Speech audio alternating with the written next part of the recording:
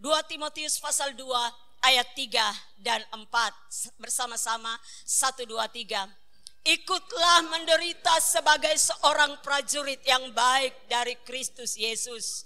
Seorang prajurit yang sedang berjuang, tidak memusingkan dirinya dengan soal-soal penghidupannya, supaya dengan demikian ia berkenan pada komandannya. Terima kasih.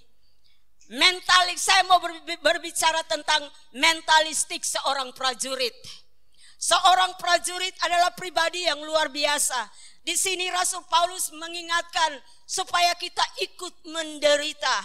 Ikut menderita seperti Kristus. Ikut menderita sebagai seorang prajurit yang baik dari Kristus Yesus.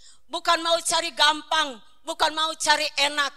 Hari ini banyak gereja yang kehilangan power dan kehilangan kuasa karena hamba-hamba Tuhannya tidak lagi mau menderita.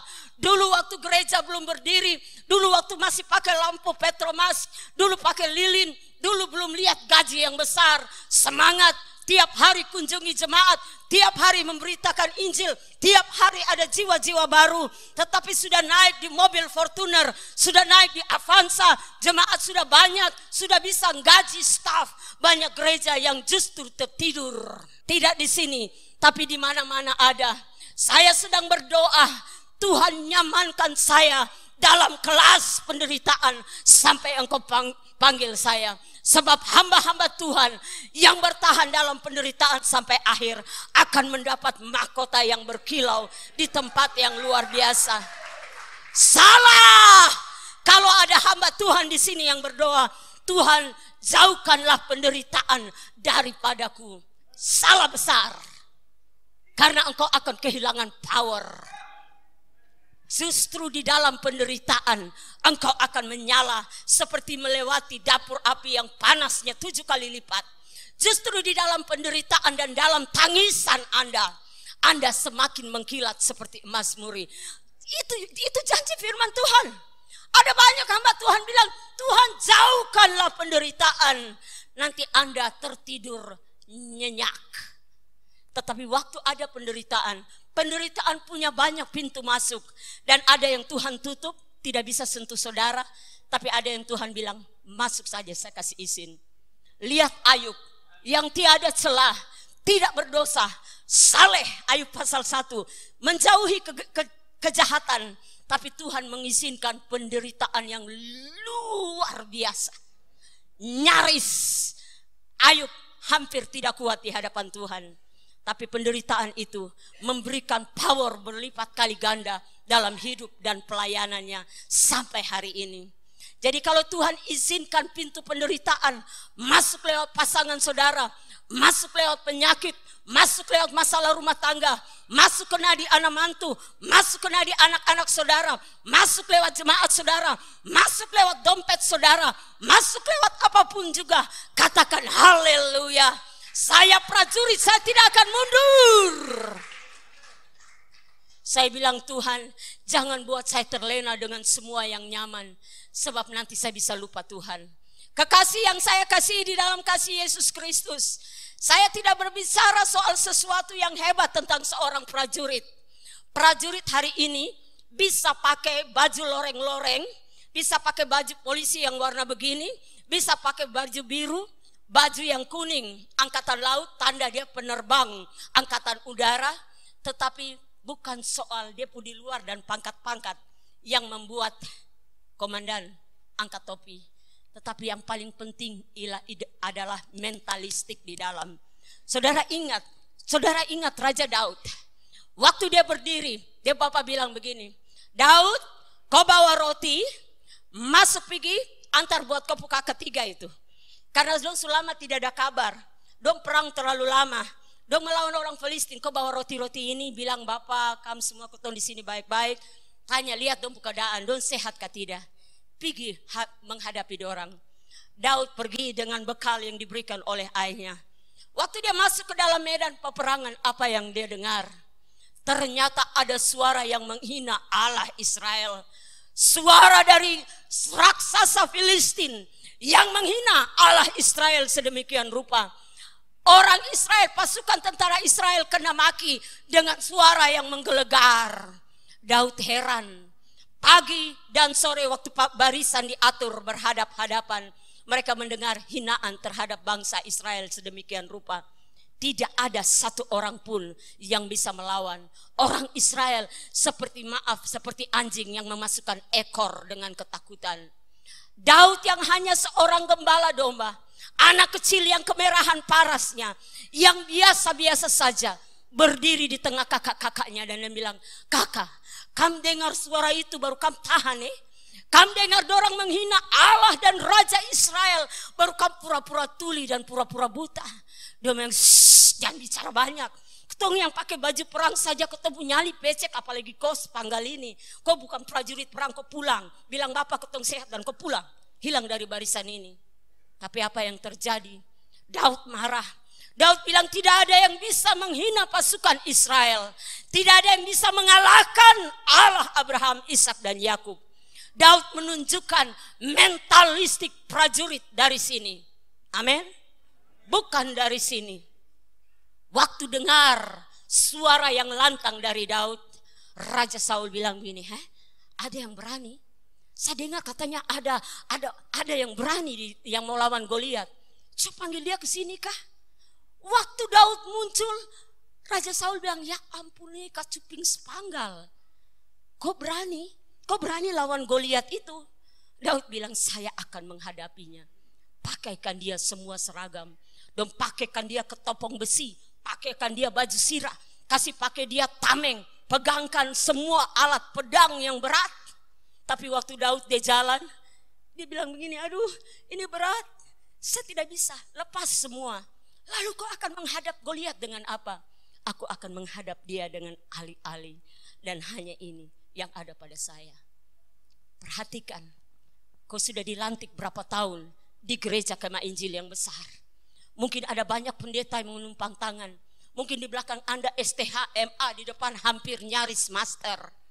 Mungkin Anda sudah dilantik dan duduk di kursi pelayanan yang kelihatan hebat. Tapi prajurit bukan apa yang terlihat di luar. Tapi prajurit adalah mental di dalam. Dan itu yang diperlukan oleh Kemah Injil Papua hari ini. Kemah Injil Papua harus berbicara lebih lantang dari gereja-gereja lain di atas tanah ini. Karena Anda kenal Injil dengan benar. Anda tahu kebenaran-kebenaran dengan benar.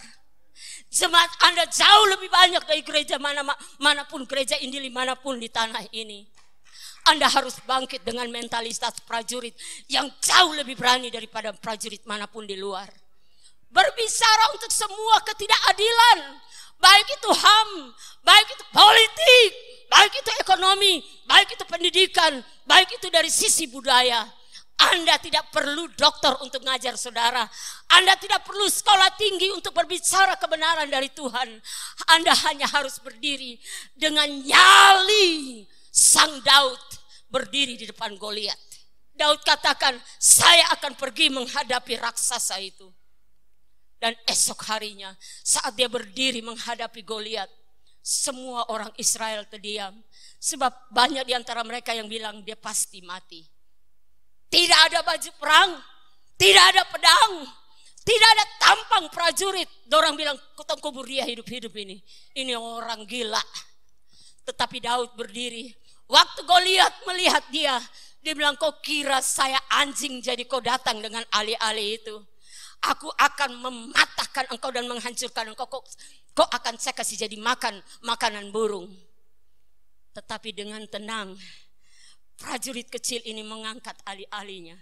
Saya tahu persis, bukan karena dia hebat, tetapi karena roh Tuhan yang ada di dalamnya.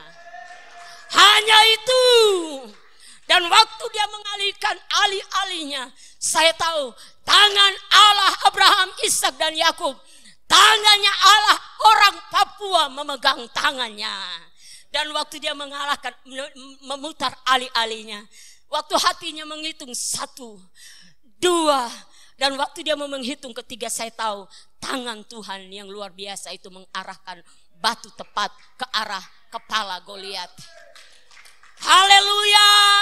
Hari ini Tuhan sedang mencari prajurit-prajurit Kemah Injil Papua.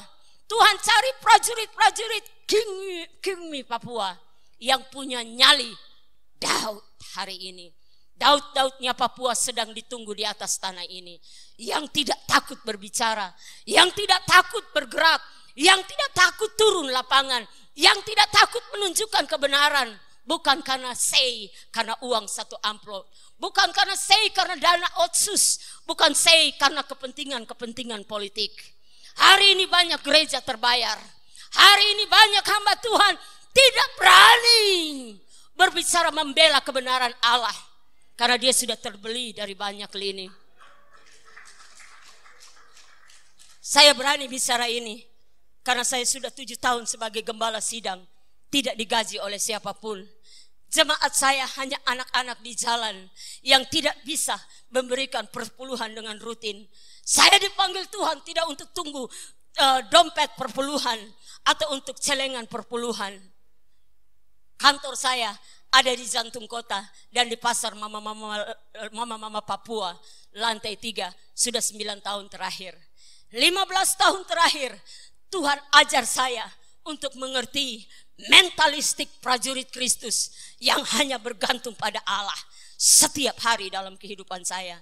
Saya tidak mati. Saya mau bilang pada Anda, saya merasa orang yang paling diberkati di kota ini karena kebenaran firman Allah. Dan saya percaya lewat raker ini akan ada revolusi iman, kebangunan rohani, dan sesuatu yang tidak lagi bisa ditahan di dalam gereja Kingmi Papua. Di gunung, di lembah, di pesisir, di kota, sampai pelosok pedalaman. Tidak ada lagi yang bisa menahan suara-suara Daud di atas mimbar-mimbar Tuhan hari ini. Tidak ada lagi yang bisa menahan keberanian Daud di lapangan. Karena power itu mau turun ke dalam Anda. Saya tahu Tuhan sedang bekerja ekstra hari ini untuk mencari Daud-Daudnya. Waktu Daud mulai melempar ali-ali itu di hitungan ketiga. Dan waktu batu Daud mengenai tepat di kepala Goliat, raksasa yang besar itu rubuh. Boom. Hitungan ketiga, semua tentara Filistin lari ketakutan. Berhenti mengandalkan tangan manusia. Berhenti mengandalkan uang. Jangan takut dengan apapun. Kalaupun tidak ada baju perang, kalaupun tidak ada apa-apa di tangan Anda, Anda hanya perlu memiliki kuasa di dalam Yesus. Hanya itu. Waktu Anda menumpang tangan orang mati bangkit. Waktu Anda menumpang tangan orang yang nyaris mati bangkit. Waktu Anda mengusir setan-setan lari, gereja Anda penuh. Perpuluhan banyak supaya gereja penuh. Hari ini banyak hamba Tuhan yang uangnya miliaran, gerejanya nyaris kosong di kota ini. Saya tidak usah bicara di sini. Hari ini orang Kristen sedang tanya, mana Yesus yang punya power? Mana kuasanya di tengah orang Papua hari ini? Saya ngeri. Saya ngeri. Dan saya percaya power itu mau Tuhan tunjukkan berlipat gali ganda lewat prajurit-prajuritnya yang punya nyali, yang punya keberanian, yang bilang Tuhan, kalaupun saya mati, biarlah saya mati. Itu Daud. Daud tidak mencari kepentingan diri sendiri. Daud tidak pusing dengan apapun. Yang Daud tahu, saya robek mulut singa. Yang Daud tahu, waktu dia mematikan singa itu di depan matanya, dia robek mulutnya dan melakukan banyak perkara besar. Dia tahu Goliat itu kecil. Apa Goliatmu hari ini?